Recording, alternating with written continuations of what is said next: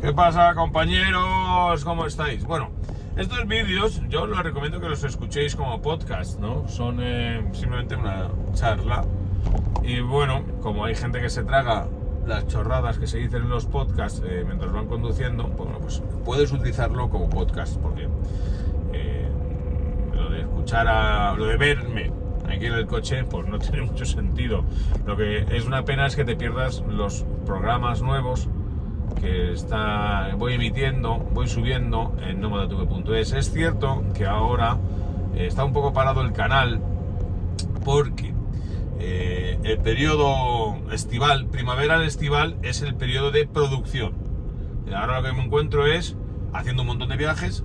Estuve en Irak, volví a los Alpes, me vuelvo a ir a los Alpes, y entonces voy grabando porque es el periodo mejor para poder filmar, ¿no?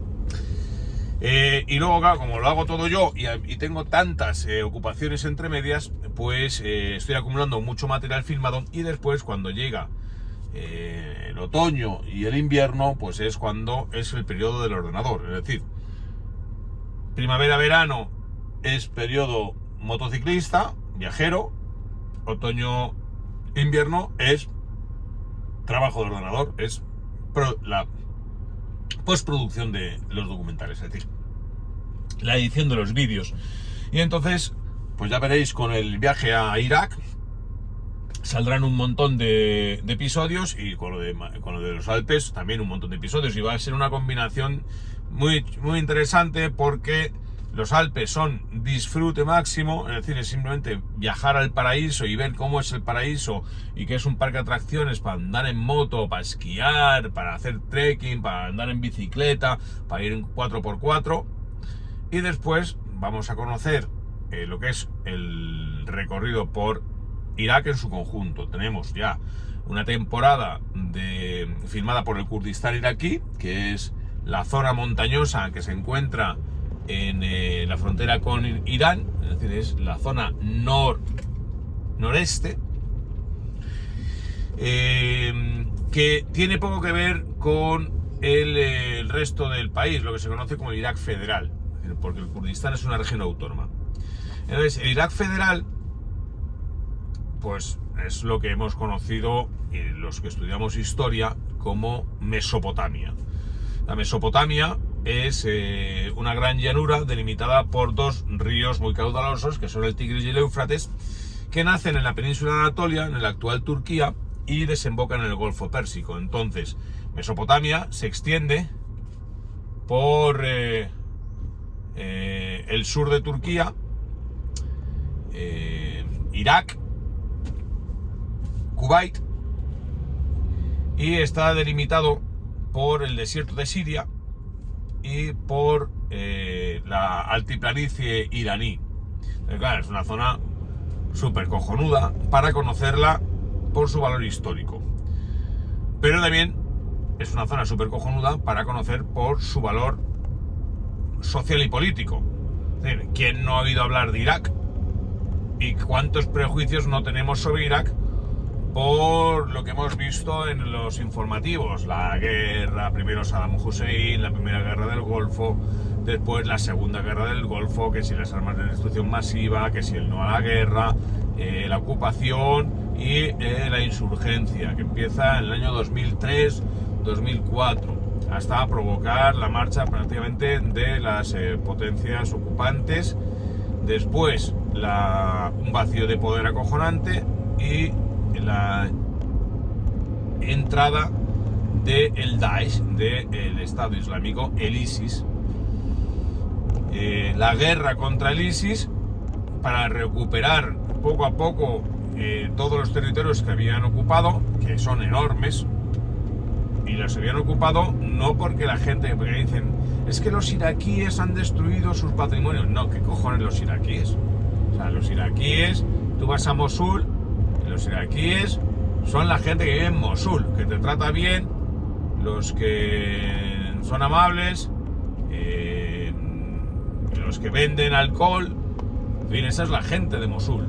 De hecho, llegaron unos fanáticos y tocaron los huevos, es decir, pero claro, hasta que no estás allí, no entiendes realmente la trascendencia Y lo que pasó, en realidad, no sé, Mosul es por ejemplo, Mosul, lo hemos oído hablar, la batalla de Mosul, estamos hablando de los años 2014, 2015, 2016, o sea, la batalla de Mosul duró 2 años, hasta que consiguieron echarlos.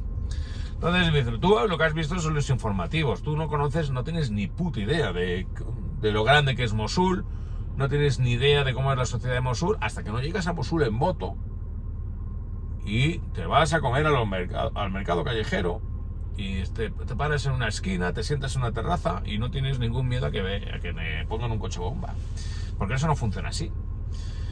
Entonces tú comprendes, digo, hostia, una ciudad de más de, no sé, de cientos de miles de personas, tío, dominada por un grupo de fanáticos que aterrorizan a la población y la obligan a comportarse como ella no quiere comportarse.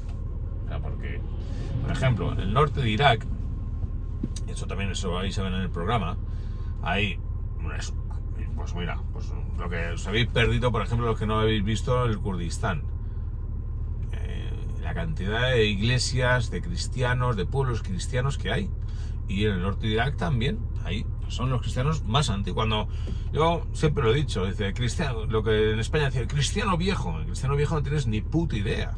El cristiano viejo son los del Oriente Medio, que son cristianos desde el siglo I, desde el siglo I. El nacimiento de Cristo se marca el siglo I, no hay siglo 0. Es el siglo I antes de Cristo o el siglo I. Pues los cristianos del Oriente Medio son cristianos desde el siglo I. Esos son los verdaderos cristianos viejos, los que estaban allí. Y cuando llegaron, llevaban 7 siglos cuando llegaron los musulmanes. Bueno, pues, claro, Mosul, hay tiendas donde venden cerveza, donde venden vino, donde venden licor. ¿Qué tuvo que hacer esa gente cuando llegaron los del ISIS, tío? Pues ocultarse, escaparse, esconderse, pasar desapercibidos. Así que, pero es como tú piensas, no, es que como si fuera una ciudad de islamistas. No tienes ni puta idea, tío. Hasta que no estás allí no te das cuenta. Que allí la gente lo que quiere es ver al Real Madrid y al Barcelona, comprarse un buen coche, pasárselo bien. Y lo que pasa es que cayó la estructura estatal. Es decir, no había autoridad en grandes zonas del norte de Irak. Entonces lo pudieron tomar porque no había quien lo defendiese. Entonces hasta que no... Y después porque había intereses en que lo tomaran, porque yo otra de las cosas que comprendes cuando estás allí es que no sucede nada y no se desata una guerra, ninguna guerra, si no hay unos intereses económicos importantísimos. A mí cuando yo digo, ¿qué te ha parecido Irak? Pues me ha parecido muchas cosas que nadie te ha dicho en ningún informativo y que no te lo van a decir en ningún programa y que yo solamente lo vas a ver mi visión, porque yo no voy a decir lo que pienso realmente de Irak en abierto, lo vas a conocer en nomadatv.es. Pero una de las cosas que sorprenden es lo caro que es el país. Es decir, es caro. La gasolina es barata, pero comer y dormir no es barato. Comparado con otros países árabes, me pareció carísimo. Tú no te lo puedes imaginar. Ay, ¿por qué Irak es caro? Bueno, pues porque tienen petróleo. Entonces dice, no, es que estará en guerra o estará destruido. ¿Qué cojones va a estar destruido? Hay pasta para la reconstrucción. Y la reconstrucción que se paga con el petróleo, lo que ha hecho es rica a mucha gente. Pero no solamente potencias occidentales, que por supuesto ha habido gente que ha sacado de pasta a lo bestia, sino gente de allí. Las élites, las tribus, los clanes. Porque claro, ahora mismo Irak se lo reparten las distintas comunidades chiíes, porque suníes, cada uno con su ámbito y su esfera de actuación. Y entonces a ti te sorprende lo caro que es, ya lo veréis. No sé, yo por ejemplo me voy a Diwanilla. Diwanilla es la ciudad donde estuvo destinada la base Al-Ándalus española. Y yo, claro, es que cuando te dicen la batalla de Nayaf, no sé, si a los que os gusta un poco la historia militar, pues sabréis que hubo un intento de asalto a la base española que estaba en Nayaf. Y tú piensas, bueno, pues no sé, Nayaf será un pueblo y los insurgentes llegaron. No, tío, ¿qué cojones? Nayaf es una ciudad gigantesca. Pero Nayaf no solamente es una ciudad gigantesca, llena de gente. Es que Nayaf es la ciudad santa del chiismo. Porque allí está enterrado Ali. Que es, ya estudiaros un poco la diferencia entre chiíes y suníes y por qué. Bueno, pues ahí el asesinato de Ali, que era el que para los chiíes sería el verdadero califa, en lugar de los califa omeya, que serían para ellos usurpadores, pues está allí enterrado. Entonces es la ciudad santa del chiismo. Hombre, yo pienso, ¿cómo coño se les ocurre poner una base en el centro, o sea, cerca del aeropuerto de la ciudad santa del chiismo y enfrentarse a las milicias chiíes? Porque, claro, en el momento de la caída de Saddam, los chiíes podían verse como aliados de las potencias occidentales porque tenían como enemigo a Saddam, que era suní, y les habían tocado mucho los huevos. Pero claro, es que los estadounidenses detuvieron al clérigo de una milicia. Hostia, esa milicia reaccionó intentando entrar en la base. Y entonces ahí pues hubo muchos muertos. Y las tropas españolas tuvieron que liarse a tiros. De eso, por ejemplo, tú vas a Nayaf, la gente no tiene ni puta idea. O sea, nadie se acuerda de esas cosas. Pero la sensación que tú tienes cuando te vas a ese sitio, por cierto, el recorrido, yo visité el lugar donde mataron a los agentes del CNI, les recordé uno a uno con su nombre, estuve en Diguanilla, estuve en Nayaf. Es decir, aparte de visitar los yacimientos arqueológicos de Mesopotamia, también hice, por supuesto, el mismo reconocimiento y el mismo recorrido que yo hago cuando visito un país donde ha habido tropas españolas, caídos españoles y demás. Eso forma parte de mi ADN, no porque el programa sea así, sino porque yo creo en ello, creo en recordar a los nuestros. No porque los nuestros sean mejores, pues yo ya sabéis que no me considero mejor por ser español, no soy chavinista, es una puta casualidad el haber nacido en un sitio o en otro, sino porque me siento particularmente vinculado con los que hablan mi mismo idioma, han obedecido a los mismos reyes, están sometidos al mismo, han sido educados en la misma cultura y por lo tanto soy heredero de todos aquellos anteriores y por tanto, y también como he sido soldado del ejército español, pues siento siempre respeto y recuerdo por aquellos que han vestido mi mismo uniforme en todas las épocas. Bueno,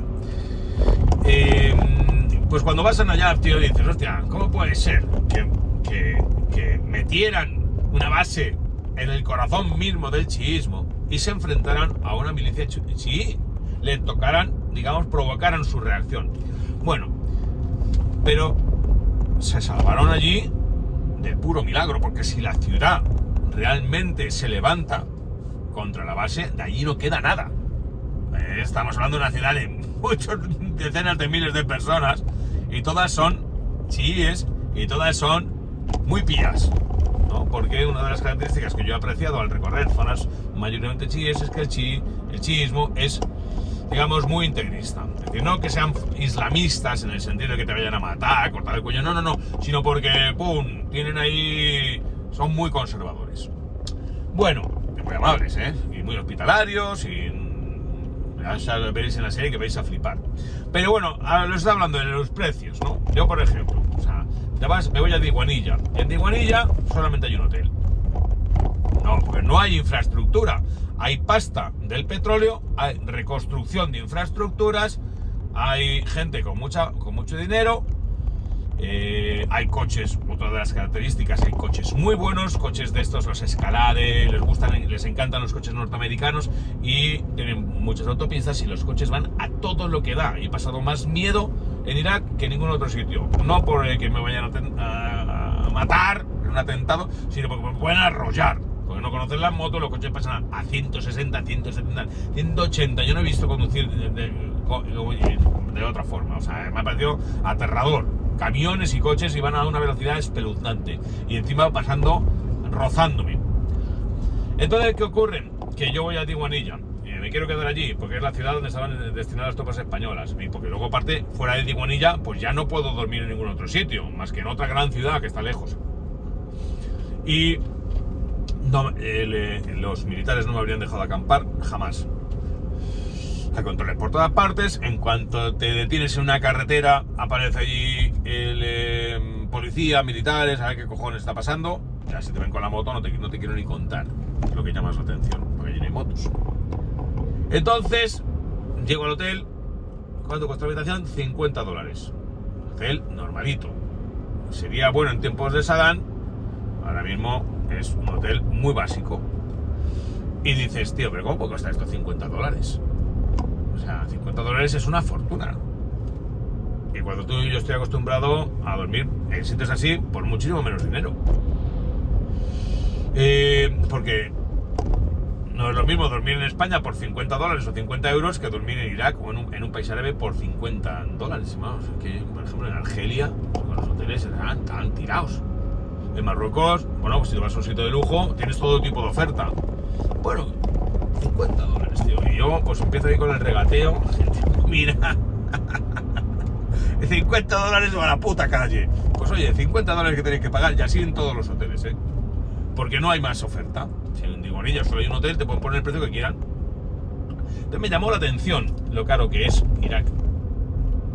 Entre muchas otras cosas que nadie te va a contar en un informativo. Por eso digo que los programillas de nomadatv.es son interesantes, y el programa que vaya a subir, que he filmado muchísimo porque me recorrido el país desde el norte hasta el sur, o sea, ha sido un viaje acojonante.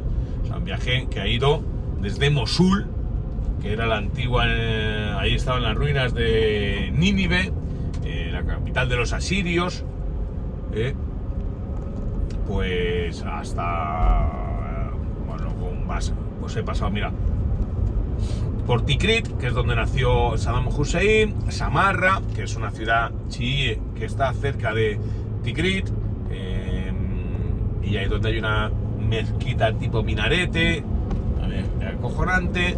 Después Bagdad, la zona verde de Bagdad, el centro de Bagdad, pues pasé por el hotel Palestine, que fue donde mataron a José Couso.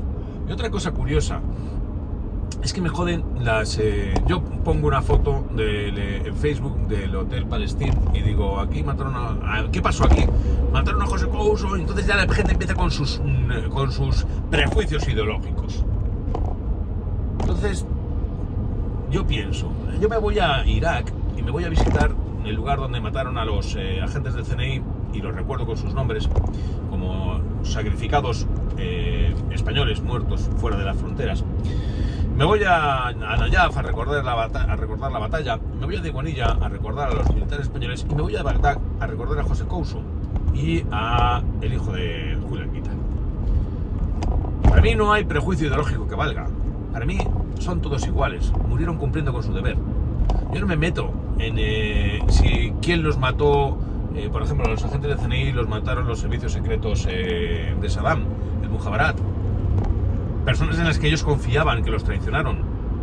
Y a José Couso, evidentemente, lo mató un tanque americano, porque estaban en la batalla de Bagdad y les estaba zurrando la artillería. Y cuando, lo que habéis sido artilleros, yo soy artillero, la artillería es ciega. La artillería solamente puede funcionar si tiene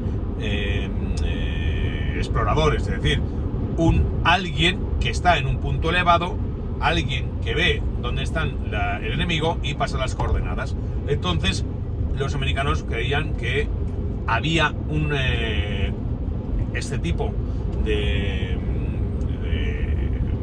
personal militar en una zona alta, y creyeron que estaba en el Hotel Palestine, y te lanzaron un zambombazo y se cagaron no solamente a José Couso, sino también a un periodista, creo que era polaco.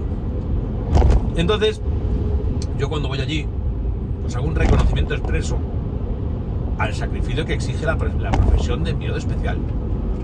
Y a mí me da igual, o sea, no es que me da igual, yo no tomo partido, no voy a hacer ahí una manifestación de porque Aznar, porque la guerra, los americanos. No, tío, este era un hecho de guerra, muere un español, muere cumpliendo con su deber, un deber que es necesario para todos, y tanto es necesario el sacrificio de los agentes del CNI, de los soldados españoles, porque siempre os lo he dicho, si vis pacem para bellum, es decir, la paz no se puede defender si no existen personas dispuestas a morir por ella, dispuestas a morir por nosotros, por nuestra seguridad, y tampoco nos entraríamos de nada si no hubiera gente dispuesta a asumir el riesgo de ir a esas guerras y contarlas.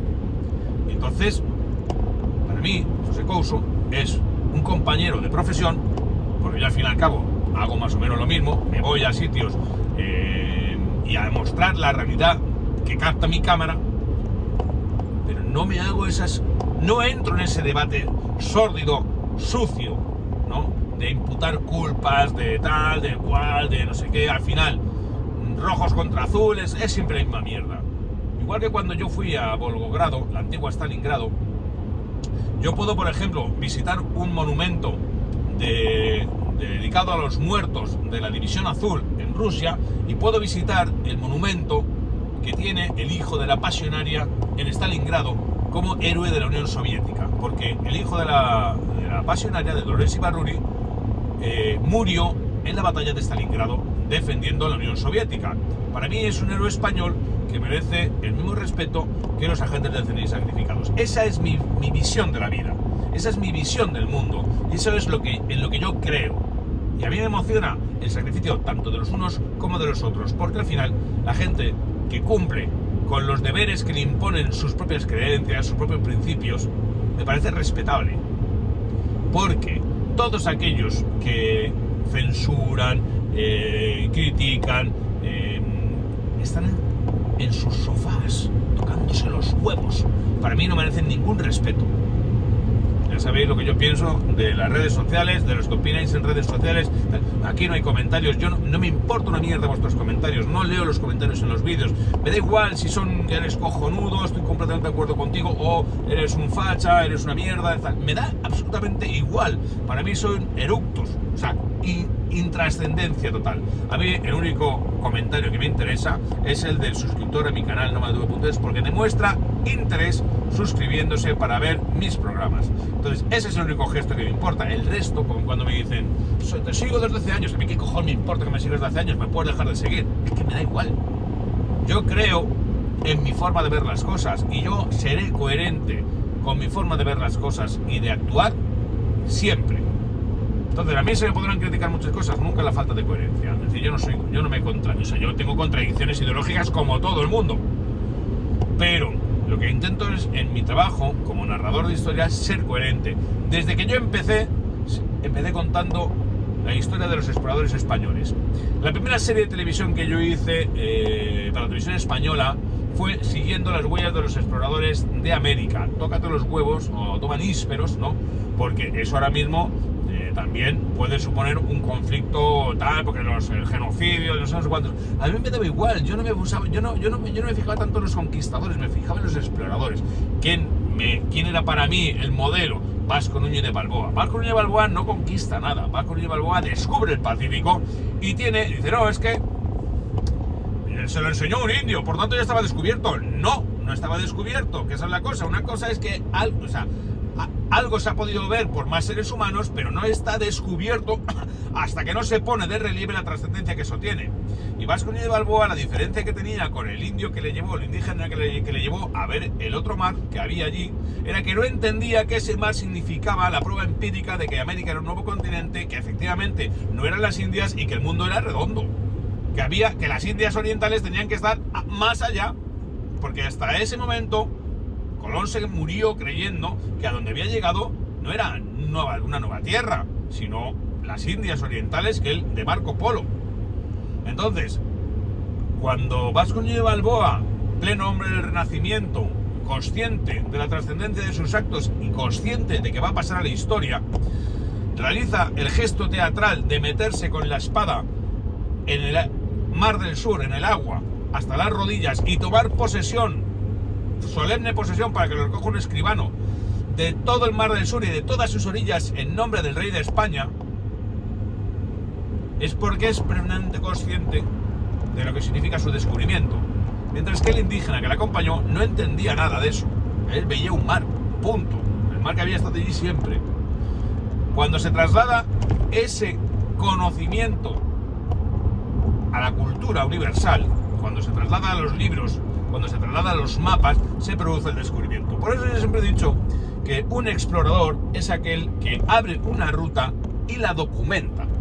Por eso yo os dije, cuando di la vuelta al mundo, un documental que yo os recomiendo, el de la vuelta al mundo, yo me di la vuelta al mundo en el año 2012, me tiré un año entero. O sea, si contamos la parte que hice por Europa, para ir a Cabo Norte, el rodaje a la moto, año y medio. Yo me tiro un año viajando por el mundo y yo dije entonces que quería, que le llamé Ruta Exploradores Olvidados, ya en el año 2012, antes de hacer el programa de televisión, viajaba en solitario y me filmaba yo. Y de ese año largo ha salido una serie que tenéis en Amazon Prime y que tenéis en nomadtv.es de 8 episodios de media hora, es decir, un viaje de un año resumido en 4 horas. Bueno, una de las cosas que yo dije en ese momento era que yo quería llegar a Filipinas en moto. He sido el primer español que ha llegado a Filipinas en moto. Nadie más ha llegado a Filipinas en moto, que se sepa. Y entonces yo dije, soy un explorador. ¿Por qué? Porque yo no tenía ni puta idea de cómo se iba a Filipinas en moto. Yo quería visitar Manila, porque quería hablar de Miguel López de Legazpi, el fundador de Manila, y quería visitar el monumento a Magallanes, el lugar donde lo mataron, Magallanes no dio nunca la vuelta al mundo, lo mataron en Filipinas. Entonces, yo no tenía ni puñetera idea de cómo se iba a Filipinas, porque no estaba puesto en ningún sitio. Pero seguí mi intento y me fui hasta Borneo. Mientras que las vueltas al mundo que se hacían, o que se hacen en moto, iban una ruta diferente. Hacen lo mismo que yo hice, que es de Katmandú se manda la moto por avión a Bangkok, porque Birmania está cerrado, o estaba cerrado en ese momento, y ahora parece que vuelve a estar cerrado, y además no puedes entrar libremente. Y entonces de Katmandú, que era como una especie de puente aéreo, lo hacía todo el mundo que viajaba en moto por allí, dando la vuelta al mundo, pues entonces cogía en Katmandú, mandaba con una compañía concreta que había allí, mandaba la moto a Bangkok, y luego hacías Malasia, Indonesia, hacías Tailandia, Malasia, Indonesia, y de Indonesia pues saltabas a Timor-Leste, y de ahí saltabas, que son 80 kilómetros, a Australia, y de Australia mandabas la moto a Sudamérica. Eso es lo que hizo, por ejemplo, Fernando Quemada, que estaba dando la vuelta al mundo cuando yo la di. O sea, en el momento en que yo di la vuelta al mundo, había otra persona dando la vuelta al mundo, que yo escribí un reportaje sobre él en Solo Moto, Fernando Quemada. Un buen tío.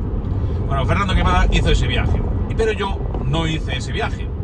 Yo decidí ir de Indonesia a Borneo. ¿Por qué? Porque yo pensé que era la isla que más cerca estaba de Filipinas, y que de ir de algún modo podría ir a Filipinas. Entonces Borneo es una isla, la segunda isla más grande del mundo, es prácticamente un mini continente. Entonces la parte sur es Indonesia, la parte norte es Malasia, y hay un pequeño enclave que es el Sultanato de Brunei. Hay 3 países en Borneo. Bueno, pues entonces yo desembarqué en un ferry que me llevaban desde Java. Es una de las partes más bonitas del libro. En ese momento yo estoy completamente metido en mi vuelta al mundo, y es uno de los capítulos más bonitos del libro, más elocuentes sobre cómo es ese llegar a Borneo en un ferry, bueno, en un barco, desde la isla indonesia de Java, había llegado desde Sumatra, en fin, esa parte es apasionante.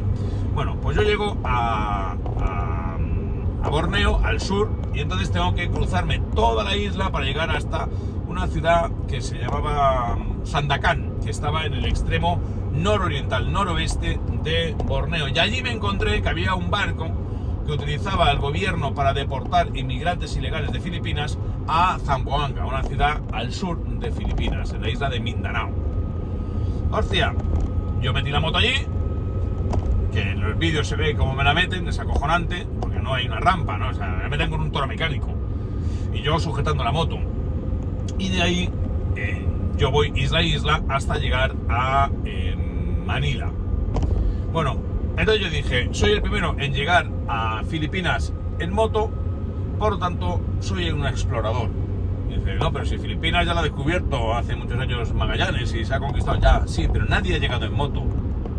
Y por tanto, yo he documentado por primera vez la ruta para llegar a Filipinas en moto, desde España. Yo salí de España en moto y llegué a Filipinas en moto. La documentación de la ruta es lo que convierte a un viajero en un explorador. Por eso yo creo que estoy dentro de la gran lista, soy una pequeña anotación, una nota al margen, digamos, de la gran lista de la exploración española.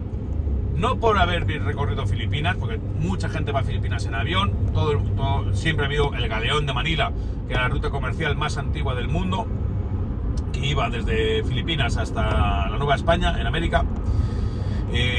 No porque Filipinas no se supiera, no, lo que no se conocía era cómo cojones llegar a Filipinas en moto. Es una de tantas rutas que hay, pues yo la descubrí y la documenté. No solamente la descubres y la haces tú, sino que la documentas, la compartes con los demás, para que los demás puedan seguirla. En eso consiste la exploración. Si tú exploras, o sea, tú viajas por un territorio y llegas a un sitio, pero no sabes ni cómo has llegado, ni le puedes decir a otro cómo tiene que llegar, entonces no estás explorando, simplemente estás deambulando. O sea, la exploración es como el descubrimiento. El descubrimiento consiste en ver una cosa que habrán visto otras personas antes que tú y decirles, esto tiene esta importancia. Lo documentas, lo trasladas a los libros y permites compartir ese conocimiento con el resto de la humanidad. Con la exploración sucede lo mismo. En este caso es los recorridos geográficos, es decir, cómo se llega a un sitio y cómo es ese sitio. Y entonces ese sitio puede conocerse. Lo que no se conoce, por ejemplo, el capitán Juan Bautista de Anza. Cuando vas a California encuentras el Anza Trail, encuentras el camino de Anza. ¿Quién fue Juan Bautista de Anza? Juan Bautista de Anza fue quien funda el presidio de San Francisco. Sí, pero la bahía de San Francisco ya se conocía por los marinos. Lo que no se conocía era cómo llegar a la bahía de San Francisco, es decir, a California, por tierra. A California se llegaba siempre por mar. Y ha habido, el primero que llegó allí fue Cabrillo, que tiene un monumento en San Diego, que también visitamos para hacer el programa, pero lo que no se había hecho nunca era llegar a California desde la Nueva España por tierra, porque es un desierto acojonante, es el desierto de Arizona y Nuevo México. Pero Juan Bautista de Anza lo hizo, y lo hizo con una caravana de pioneros, de colonos. Todo esto de las pelis de los americanos, de las carromatos y tal, todo eso es una falsificación creada por el cine. Los que primero hicieron eso, yendo con las... Bueno, dice, es que las carretas de los... ¿No te das cuenta que las carretas de los vaqueros son igual que las carretas del Rocío? ¿De dónde crees que salieron? Salieron de Andalucía. Entonces, ¿cómo viajaron los pioneros, los colonos que fueron a fundar San Francisco, liderados por el capitán español Juan Bautista de Anza? Cruzando por primera vez el territorio inhóspito y desértico que hay entre el actual México y California. Pues fueron en las carretas de los pioneros, las carretas andaluzas. Entonces, eso es una exploración. California se sabía dónde estaba, sí, pero que no se sabía era cómo se llegaba por tierra. Entonces, en eso consiste la diferencia entre descubrimiento y exploración, o simplemente que alguien ha visto algo. No, es que América estaba descubierta porque ya había indios allí, había indígenas allí. Sí, pero ellos no comunicaron a nadie dónde estaban, no se podían poner en contacto con el resto de la humanidad para transmitirles cómo era su territorio. Y, cosa curiosa, por ejemplo, en América hubo dos grandes culturas, dos grandes civilizaciones agrícolas. La mesoamericana, es decir, la zona de México, y la incaica, es decir, la andina, en el altiplano andino. No se pusieron en contacto jamás. Los indígenas de México no tenían ni puta idea, es decir, los aztecas no sabían que existían los incas. No se pusieron en contacto nunca. No hubo tránsito, ni traslado, ni comunicación de cultura, ni comunicación de tecnología. No hubo nada. Por ejemplo, en América no se conocía la rueda. No se conocía la rueda. Se conocía la rueda en juguetes. Pero como no tenían animales de tiro, pues no hicieron la rueda. No tenían carros, todo a base cargando en portadores. No había animales de tiro. No había ningún animal grande que pudiera tirar de un carro. Bueno, en fin, tíos, estas son las cosas que os cuenta Silvestre. Si queréis saber más, lo tenéis en nomadatv.es. Si no queréis gastaros 29 euros al año, pues no lo gastéis, no os lo vais a perder, y desde luego vais a perder también la oportunidad de disfrutar de mis motos de alquiler y de mi alojamiento en los Alpes, que ahora mismo mucha gente me está preguntando. Y digo, ¿pero eres suscriptor? No, pues entonces nada. O peor aún, me dice uno, te sigo desde hace muchos años, pero no soy un cliente de nomadatv.es, pero viendo los precios del alquiler de las motos, me lo estoy pensando seriamente. Digo, pues tú no vas a alquilar la moto. Ya te lo digo yo. O sea, este tipo de caraduras, hombre, yo comprendo que hay gente que saca este cálculo, es decir, que vea que el alquiler de la moto son 75 euros al día y el apartamento en los Alpes son 50 euros al día, y estamos hablando de temporada alta en los Alpes. No encuentras ese precio ni de coña en ningún sitio, ni aunque le sumen los 29 euros al año. Pero hombre, si piensas así, cállatelo, tío. Te suscribes, no dices una puta palabra y luego pides información. Pero si me dices a mí, bueno, yo es que soy un cara dura, que como veo que me puede salir bien de precio este chollo, pues me voy a suscribir. Estoy pensando en suscribirme. Digo, pues mira, bloqueado, a tomar por saco. Tú no vas a disfrutar del chollo. Porque esto no es un chollo. Esto es una forma de premiar a la gente que me apoya. Si me apoyáis, tendréis este beneficio. Y los que no me apoyáis, pues no lo tendréis. Iros al mercado o pasar las vacaciones en España, pasando calor. Yo qué sé, a mí que me contáis.